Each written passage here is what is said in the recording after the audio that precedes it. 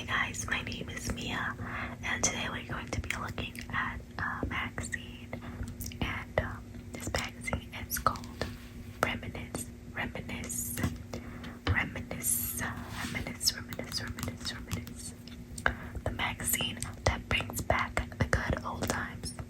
And this issue is from July 2007, and it was $3.99 in the US and $4.99 in Canada. And here in the front we have two little children eating a popsicle and a little trolley and their little baby doll. I wonder if it says, oh here it is, on our cover. So Frostbite. My dad, an avid photographer, took this photo of my cousin Ginger, Wright, and me in the summer of 1958, recalls Lori Zakorsky from Rockford, Illinois. We were enjoying popsicles from the ice cream truck that had just gone by my house in Rockford. Ginger and I spent a lot of time together as kids, so this photo brings back many pleasant memories. So Ginger is on right there. Ginger and Lori.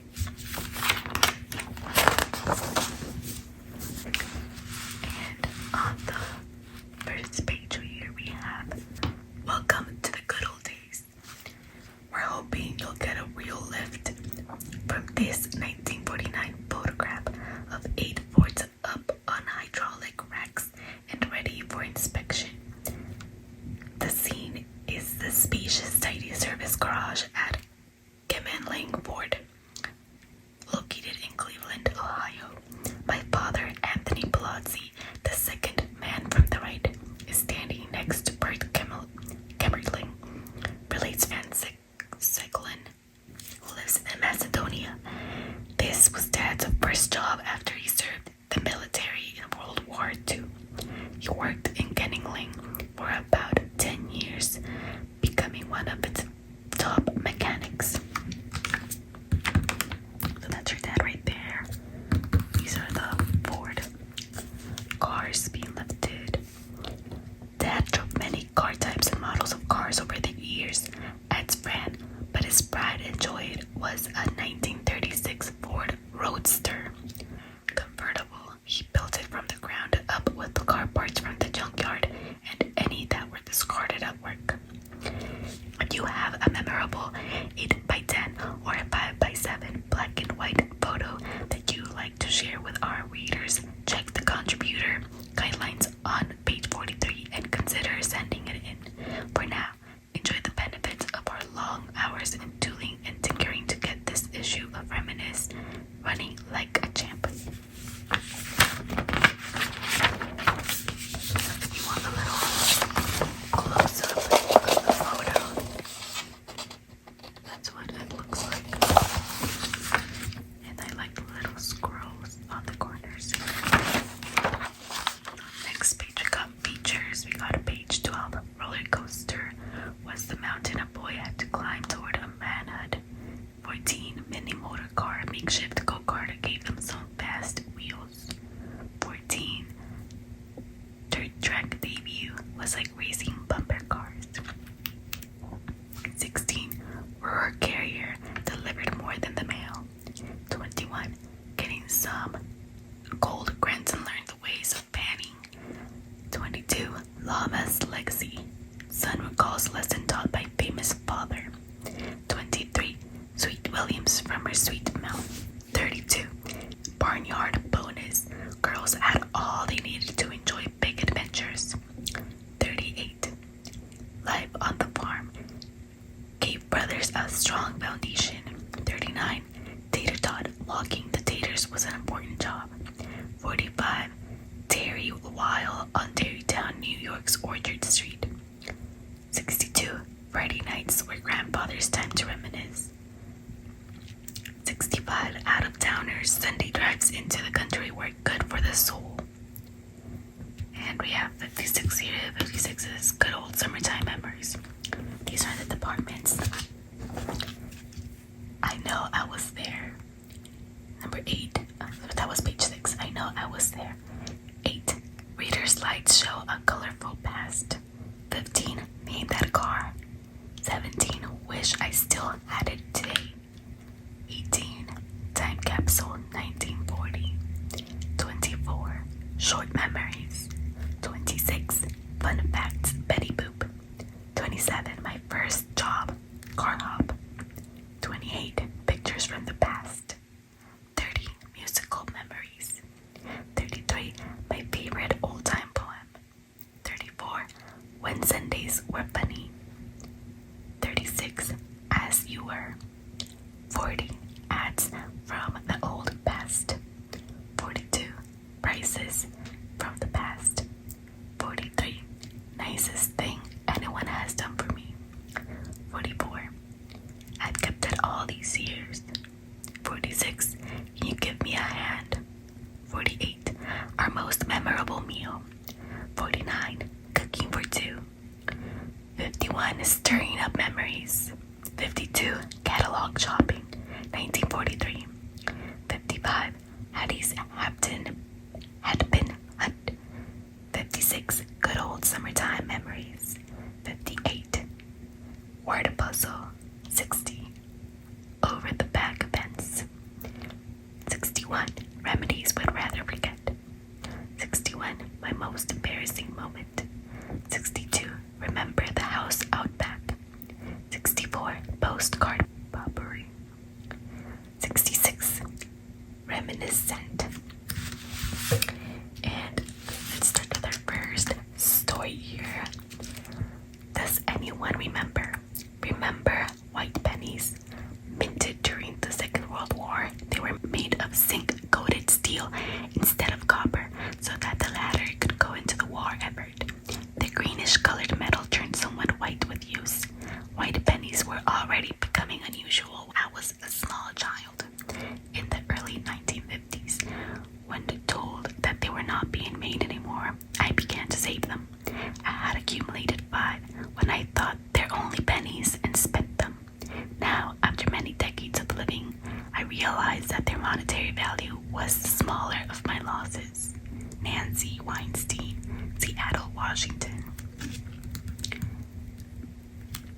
And our second story here, I recall my 6th grade class and my Girl Scout troop as being very patriotic through various activities during World War II.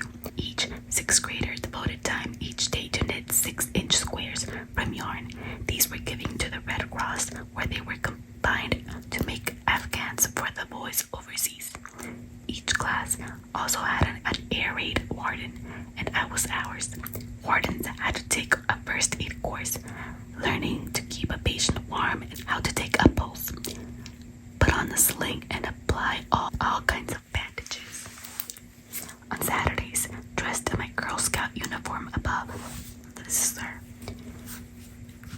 I'd take the bus from South Glens Falls, New York, over the Hudson River to Glens Falls to sell war stamps, now called savings bonds, at a booth near the entrance to the F.W. Woolworth store. The stamp book was then turned into the post office for a war bond. Celia Butterfield from Rutland, Vermont. Now here we have a little comic. We got the little listening rooms. Some department stores that had a music department before being purchased. Records could be heard in soundproof listening rooms. Time limits were strictly enforced. And they had popsicles. You never turn your friends down for a ride. So we have a kid here on his bike with 2 kids and a dog on the bike. It says early bike pooling. Early bike pooling.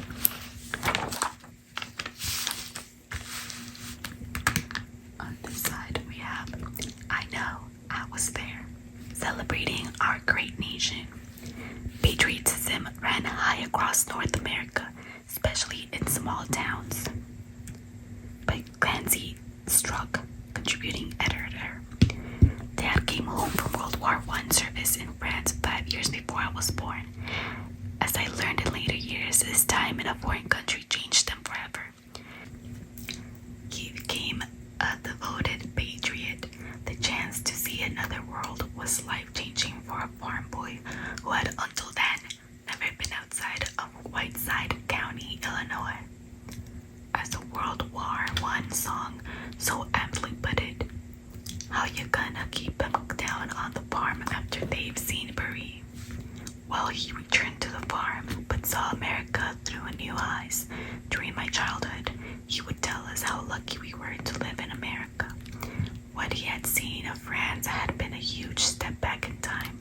You wouldn't believe it, he marveled, shaking his head. They don't have indoor plumbing. They don't even have outhouses. That was in 1919, remember? Many years later, my wife and I took our 3 teenagers to work and travel in Europe for most of the year. Doing this had the same impact on them that Dad's adventure had on him. You can't really appreciate this country and all it offers until you leave it. That's why the 4th of July always has been my favorite holiday. It's the one day in the year when we properly celebrate our United States, and in the process, we renew our appreciation for what America gives us. Perhaps it's nostalgia, but I seem to remember a time when we made more of our country's birthday than we do in our own time, especially in small town America. Remember the grand parades, high school bands, a little short of the 76 trombones Meredith Wilson celebrated in The Music Man, strutted proudly down the street, saving the stars and stripes forever, until they went past the reviewing stand. Up front was the drum major, usually the tallest boy in school. Following him were the drum majorettes in sparkly outfits twirling their batons, and then came the band itself, with the conductor marching alongside. Behind the band came, perhaps, a marching formation from the American Legion Post, and another representing the veterans of foreign wars.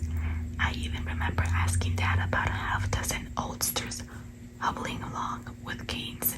They're veterans of the Spanish-American War, he said. There aren't many left. Various other civic groups were represented, some riding on bunting festooned hay racks pulled by tractors. Then came automobiles bearing local celebrities such as the mayor and quite likely a state representative from our district. Some things never change. Politicians love the spotlight. Oh yes, I almost forgot the little Muppets from Mrs. Peterson's Baton Twirling Academy and the accordion band under the tutelage of her brother-in-law, Harvey. Many of the groups carried the American flag, and as they went by, veterans saluted and aldermen placed their hands over their hearts. Okay, so it sounds rather rural and quaint. As a neighbor lady who grew up in a small North Carolina town recalls, it was the biggest event of the year. Well, unless the circus also came to town that year. Frequently, these parades would end up in the town square or park, where a stage had been erected and festooned with red, white, and blue crepe paper. That's where the patriotic oratory was delivered. Quite likely, a church group or a school PTA had put up a concession stand made of sawhorses and planks where they sold cold drinks and ice cream cones and hot dogs. Occasionally, a rambunctious kid would set off a string of firecrackers and quickly vanish into the crowd. Where I grew up, the local municipal band would then play a concert heavily laced with John Philip Sousa's Grand March composition topped off with a Star-Spangled Banner. Yes, in most towns there were fireworks too. Compared with the intricate, awesome dazzlers we see these days, it was fairly basic stuff, but it still elicited oohs and ahs as the shells exploded overhead. The final act of the celebration of our family was a return home, where we sat on the front porch, drank lemonade, doled out sparklers for the kids to wave as they ran around the yard, and watched fireflies. Yep.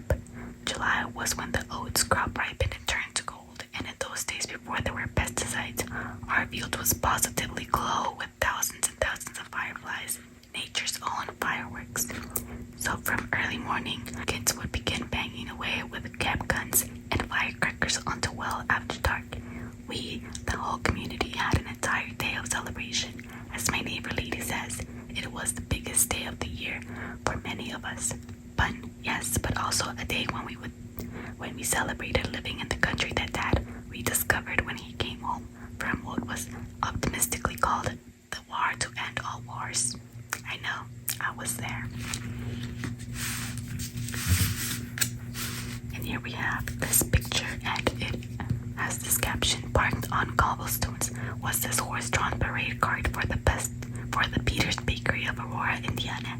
Pictured are my mother, Lucille Lowe, and her brother Alvin in 1912.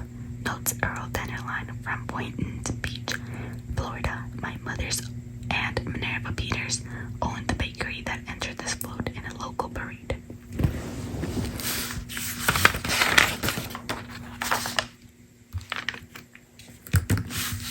And here we have some colorful past, and it says it's cut up there, but what it's called, it's reader slides show a colorful past. And on the side here it says, a thought to remember: you can't turn back the clock, but you can wind it up again. This feature, which appears in both Reminisce and Reminisce Extra, lets the readers share their color slides from yesteryear. Enjoy the rainbow of cascading memories. Bridge to the Past, exploring this bridge over the Delaware River's west branch near Delhi, New York, where from left Richard Shave, Virginia Shave, Sylvia Bossum, now my wife, and Lionel Shave, Frederick Witt of Lakeland, Florida, says this slide he took in July of 1961. The boy who was standing near the water is unknown to me. Down here, Tupperware was tops at this June 1962 bridal shower in Jucaipa, California. My friend Doris Friss gave this shower for our daughter Robin, who was seen entering the room wearing the tissue paper dress that was fashioned for her, explains Geneva Houghton of Hemet. The following August 3rd, she became Miss David Louis. They still use these Tupperware gifts. Up here we have Girls. Being just 11 months apart, my sister Karen and I were both 4 years old when this 1962 slide was taken in Buena Park, California, recalls Kirsten Spillman, who now lives in Ventura. Our brave mom had just finished giving us hair perms on the same day. She dressed the two of us up in our Sunday best and had Dad snap this photo. Whenever I see this picture, I can still smell the pungent perm solution. An amazing feat. In this fun 1960 photo, our daughter Sona is having fun with Dad Skip Wick at our house in Hurley, Wisconsin, relates Ginny Wick, who's still living in Hurley.